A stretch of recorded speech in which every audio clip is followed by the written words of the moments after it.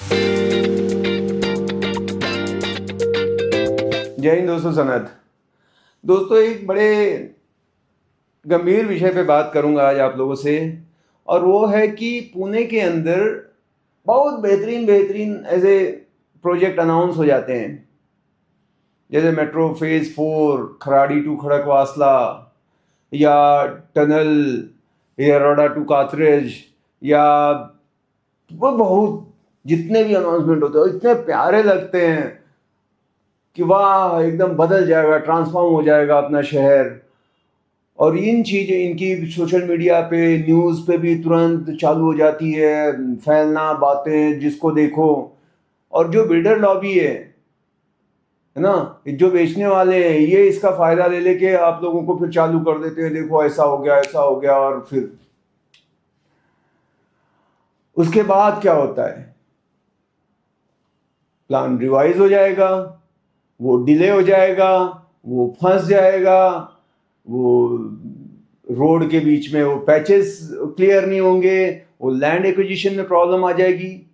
मेरे ये समझ में नहीं आता कि ये जब प्लान कर रहे थे, इतने कंसल्टेंट थे, इतने भारी भरकम लोग हैं, ये पहले क्यों नहीं ये प्लान कर लेते कि ये लैंड का प्रॉब्लम है, उसको शॉर्ट आउट करो, बाद में ये काम करो। इसीलिए हमारा शहर हमेशा अंडर कंस्ट्रक्शन रहता है कि नहीं? जब वो था ही नहीं, इतने इतने साल तक वो रिवर बेड रुका हुआ है, फिर क्या प्लानिंग थी भाई? अच्छा, प्लानिंग होती है तो नॉर्मल आदमी plan A, plan B, plan C, 2-3 plan तो रहते कि बाय चांस ऐसा ये हुआ तो अल्टरनेटिव है। इतना बड़ा प्रोजेक्ट प्लान कर रहे हैं, चाकन में एयरपोर्ट आया, लैंड के रेट बढ़ा दिए, ये सब हुआ, अभी वो वहां से टाटा फीस, अभी पुरंदर चालू। डर लगता है हमको तो भाई, यकीन कैसे करें? मैं तो आप लोगों को क्लियर बोलूंगा, जो एकदम देख रहे हो ना उस पर बात करो, बोलना। फ्यूचर में तो सबको पता है दुनिया ही बढ़ेगी, 20-50 साल का सेम रहने वाला है, कुछ तो फर्क पड़ेगा। परिवर्तन ही संसार का नियम है। तो वो ठीक है, अभी की बात, अभी ले रहा हूं ना इसकी बात, वो कहां पे।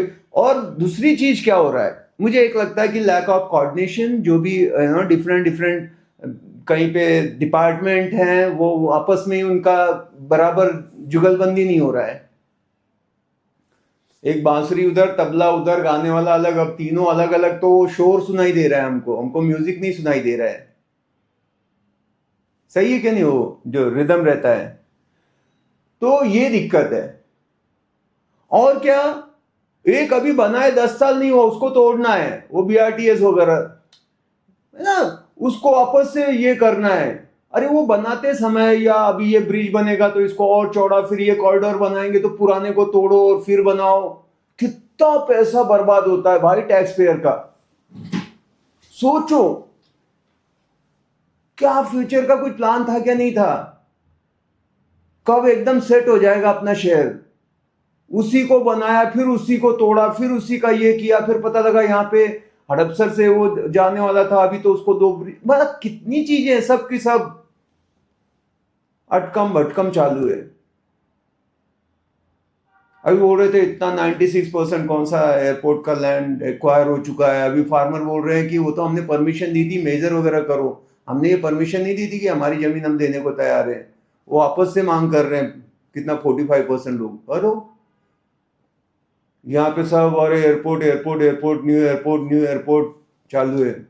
वो 45 मिनट लगेगा, अरे 2-2.5 घंटे से कम नहीं लगेगा भाई। जो अभी पुणे से कोई जाके देखो, वहां पे कितना 40-45 किलोमीटर, मतलब आराम से 2-2.5 घंटा लगने वाला है। किधर हड़पसर, फिर फुरसुंगी का वो दिवे घाट, और उसके बाद जादववाड़ी। मैं जादवगढ़ जाने के बाद तो ऐसा लगता था बाहर आ गया पूरी दुनिया से ही, घूम के आ सकते हो, ऐसा लगेगा कि एकदम ट्रिप हो गई। वो जगह पे है ये सब, वहां भी एग्जैक्टली कहाँ पर लैंड है। तो हमको बहुत समझदारी से डिसीजन लेना है। कितने तो भी हैं, मैं अभी क्योंकि इन पे रोज कुछ ना कुछ बताना है, तो जस्ट मैं ऐसे Pune real estate infra update या ऐसे ना जानता रहता हूँ कि क्या हो रहा है। ऐसे हमको तो कोई है नहीं फोन करके तो बताएगा नहीं, जो है बता रहा हूँ। पर जो मेरे ये समझ में पड़ा कि ये समस्या हमारी बहुत बड़ी है। अगर बेटर शहर बनाना है तो इसको कुछ तो भी करना पड़ेगा परमानेंट फिक्स। आपस में इनका जो कोऑर्डिनेशन है बार बार रिवाइज हो जाएगा। लोगांव में जमीन थी, वो बोर्ड भी नोटिस तक आ गया था कि आएगा यहाँ से ऐसा रिंग रोड बनने वाला है, बाद में वो चेंज ही हो गया, वो रोड कहीं का कहीं चेंज हो गया। और नासिक की कहाँ से पुणे नासिक जाने वाली थी रेल, पता लगा कि इसमें ऐसा अड़चन आ गया, ये हो गया। तो शुरू में जो प्लानिंग आती है वो बड़ी एक्साइटिंग रहती है, और वाह ऐसा आ जाएगा, हम भी सोच के ना खुश हो जाएंगे, इंटरनेशनल एयरपोर्ट बनेगा 3,000, इंडिया में ऐसा कुछ नहीं होगा, और ऐसे इससे ये फर्क पड़ेगा, इकोनॉमी को ऐसी ग्रोथ मिलेगी है। और घूम फिर के हम मतलब फिर भोपला चौक ऐसा बोलते थे पहले। तो दोस्तों आपको क्या करना है, ये चीजें सुनना है एक कान से और दूसरे कान से निकाल देना है। रियलिटी में सामने क्या है खाली उसके ऊपर लेना है।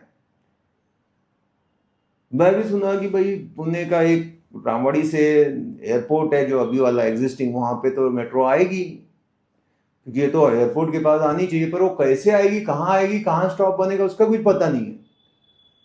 फिर मेरे को कोई बोलने लगा वो टिंगरे नगर से आएगी, वो विशांतवाड़ी उधर से आएगा ऐसा, ऊपर से। उनका हाँ। फिर मुझे किसी ने बताया एक ब्रिज आ रहा है, वो फिनिक्स मॉल, और वो पीछे से ऐसा ऐसा ऊपर से जाएगा।